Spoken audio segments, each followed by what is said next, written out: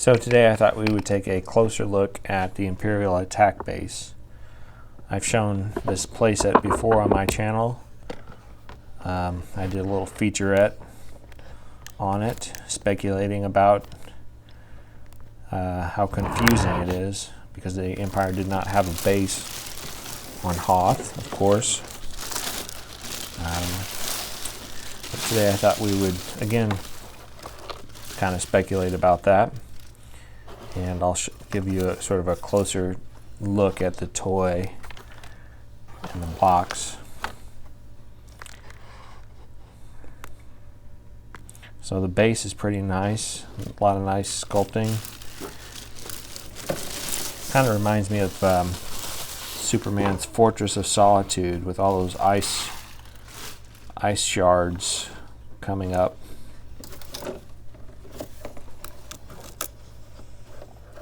And I'll get out the rest of the components here. There's a few little parts and pieces to it. So there's different theories. This toy is kind of an enigma and invites a lot of speculation and theorizing about why it exists. I guess one theory is that in 1980, before the AT-AT was released, there was a lack of toys for the Empire on Hoth, so why not give them a base? You can see this catalog is a later release. It's I think the date on the back is 1981, and it shows the AT-AT. It shows the AT-AT, and no, it doesn't show the Scout Walker, but in 1981 the AT-AT had been released. So this catalog, there's the date, 1981. This was probably a later release of the toy. I'm assuming they had different, they continued to release it from 80 to 81 or 82. Another theory is about why this toy exists is, I suppose, could be that Kenner designers, the designers who were working on this toy, may not have seen the movie. They just had still shots of when the Echo base was being overrun by the Empire. Snowtroopers came in with their cannon and was shooting at the Millennium Falcon. That's what some of the photography on the box shows, that picture of the snowtrooper shooting at the Falcon as it escapes the hangar bay. So perhaps the designers, not knowing the full scenario, as perhaps it was kind of being kept secret, interpreted that scene as the Empire actually having a base on Hoth. But I kind of discount that theory because of some of the documentaries I've seen, The Toys That Made Us, because it seems like they would fly out designers to see a pre-screening of the movie. Lucasfilm would, so I think they probably would have been in the loop as far as how that scene really played out on Hoth. Another theory, I guess, is that this was a toy similar to like the mini rigs, something that was just off screen and was sort of designed for more imaginative play. Like, I guess the Empire could have had a base on Hoth, an impromptu command post they put up during the attack or just prior to the attack. So it's sort of like a mini rig in that respect, kind of an expanded universe, just off screen scenario. Another theory is that it was originally designed to be Echo based. The command post here that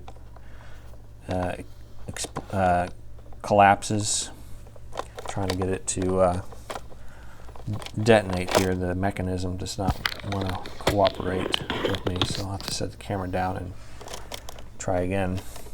But that command post looks suspiciously like the command center of Echo Base.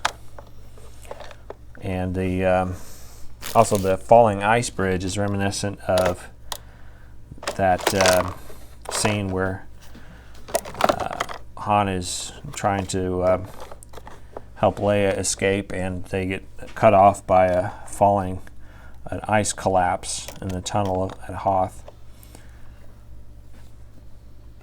So maybe it was originally designed to be Echo Base, and then they later just, for whatever reason, switched it to be an Imperial base. Perhaps realizing that, again, they didn't have enough toys for the Empire on Hoth, because they had the turret and probot playset and the snow speeder and the tauntaun, and everything was based around the rebels, so the Empire needed a base. It's clearly how they marketed the toy on the package. There's no confusion about that. Shows a prototype Han Solo Hoth figure, because he's got his the fur on his coat was painted brown, as you saw there.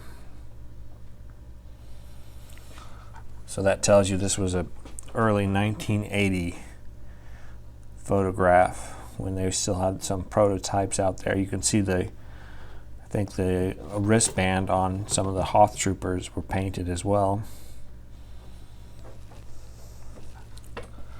But the Empire clearly is occupying this base. So that's maybe another theory, is that it's supposed to be it's supposed to be the base, Echo Base, as it was overrun by the Empire. I think that's the most logical theory about this toy, is that it shows the base after the Empire had taken over. But it's just confusing why they called it the Imperial base, Imperial attack base. Here's that picture, that photograph there of the Hoth troopers with their cannon firing at the Falcon. So what do you guys think? What's your theory about the Imperial attack base? It's a pretty cool toy. It's kind of diverges from their formula, Kenner's formula of just having a plastic base and then a cardboard backdrop. Whereas this one is all sculpted in plastic, and very well done at that. Here's the Kenner "We really do care" message. Lots of tender, loving care. And the nice line art. The labels.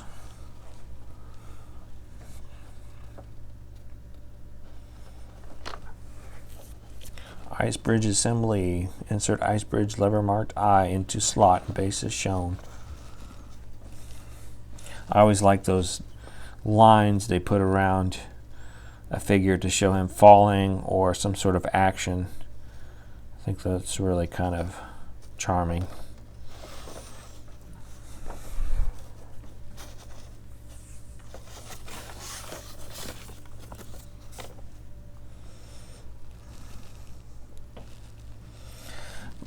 My memories of this base are playing with it as a rebel base. I remember also getting out some white bed sheets. Oh, this is funny. The click, click, click rotate cannon for our authentic laser sound, which is a click, click, click.